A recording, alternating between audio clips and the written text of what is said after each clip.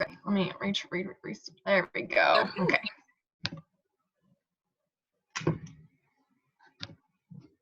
Category Synectics by me, Emily Bonta. And me, Katie Ewart. So first, I just kind of want to explain what category synectics is. Synectics is actually a word that has two Greek roots, syn, which means coming together, and ectics, which means varied elements. So you're bringing varied elements together. And this is usually what we do just anyway in our brains, but this is a pencil and paper version so that we can kind of see our thought processes. So how we implement this strategy is really easy. So as the teachers, we are going to prepare a chart with 4 equal squares on it. That can be given to either the group or like the whole class or each individual person. Then you're going to give your students a category such as sports, school subjects, genres, other stuff like that. Put students in your groups of 2 and have them think of 4 items related to the category. So each little box is going to have 1 item that is related to the category. So sports, it could be football, volleyball, track, soccer. Then you're going to tell the class what concept or topic you want them to think of in relation to the items on the chart. Next, you're going to give them a sentence starter, which is a blank is like a blank because ... and have them compare the concept to the item in the chart. So each little item within that chart, they are going to compare to whatever concept you have given them. Then you're going to allow each partner group a few minutes to brainstorm how the 2 things are related to each other. Once the time's up, have them write the ideas in the sentence form within their individual boxes. So each little box is going to have a sentence within it relating to the thing that is in the box and to the concept. Then you're going to ask the students to select 1 or 2 of their favorite sentences and share with the class. After that's done, you can create a class synectics chart and use some of the examples given by the students to fill it out. For this to be really successful, the students need to have some background knowledge about the topic or category. So with sports as the example, most students are going to know what the different sports are and be able to kind of connect them in some way. So.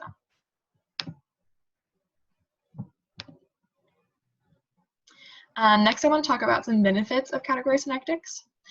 Some benefits of it are that it encourages creative and critical thinking. I know that as teachers, we're always thinking about how we can get our students to think critically, but we don't always think about how to encourage them to think creatively. So this is really important. It also helps students learn to connect things that may not be obviously alike to them. It encourages purposeful discussion because they're going to be having to talk to their partner or their table group or the class about, well, this is why I think it's connected to this, and this is why I think it's connected like this. And then there's going to be some back and forth discourse probably. It can be used as a pre-writing activity. And it's also a really good introductory activity. If you want to teach the students a new thing and you want to just kind of see what they already know about it, this is a good way to do it without just doing like a normal KWL chart. So next we're going to have an example. This is just one that I found on the internet that I thought was a really good example. So in this example, the teacher that gave them the category common household items, and she wants them to connect it with the word database.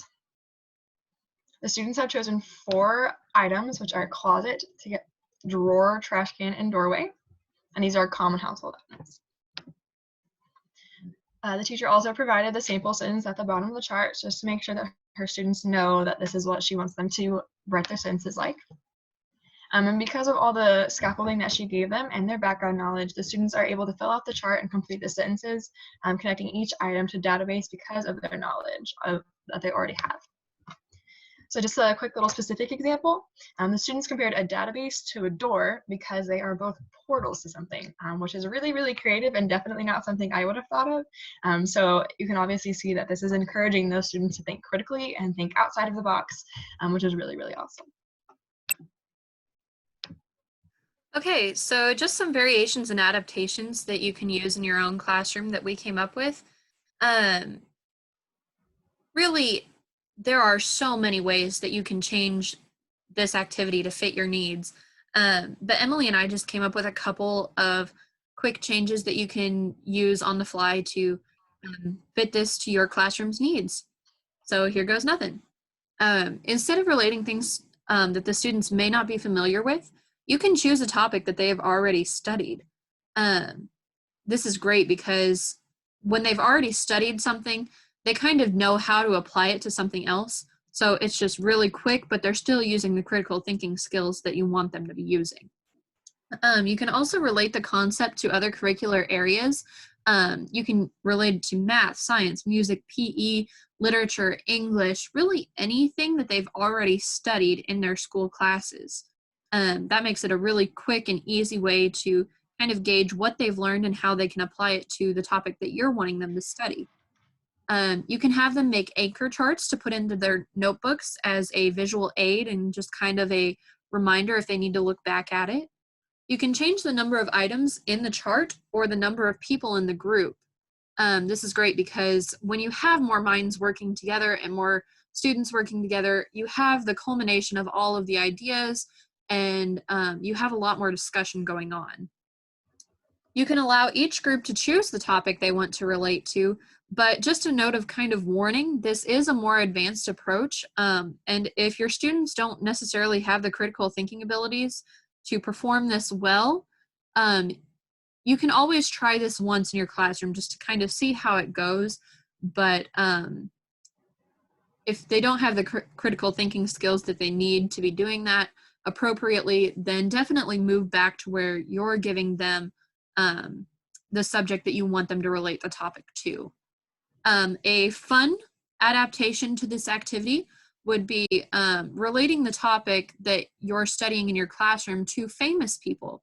So going back to Emily's example that she found, they could relate a database to the main players in Mental Samurai or Masterminds because they have such an amazing ability to recall information from their minds in such a short period of time. And lastly, instead of having the students do this in a small group, you as a teacher can regulate it as a whole class and make sure that everybody is participating.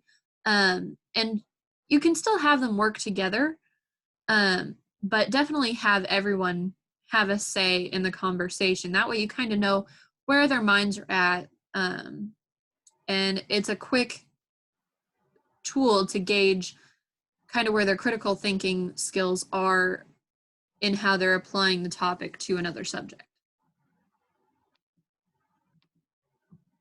So our content area adaptation is singing a solo, and we chose to relate it to other curricular activities that the students may have already studied in their schools. So we said that singing a solo is like running the mile because you have to put in a lot of practice to make it seem effortless. Whenever you're singing a solo, practice is all you do because you want to make the grade or you want to make the cut for some competition. So practice, practice, practice.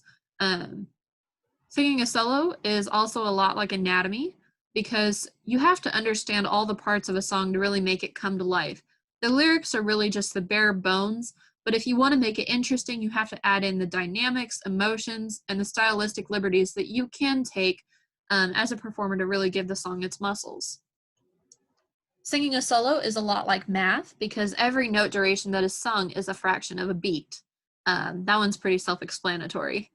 And lastly, singing a solo is a lot like literature because every song that there is to sing tells a story. A lot of songs come from poems, biblical accounts, or just stories of personal meaning. And so whenever a performer sings a song, they're trying to convey their emotions, their thoughts to the audience. And really that's what storytelling and literature is. And so these are just a couple ways that we thought music could relate to other curricular areas in schools. We hope you enjoyed our presentation on category synectics. Bye.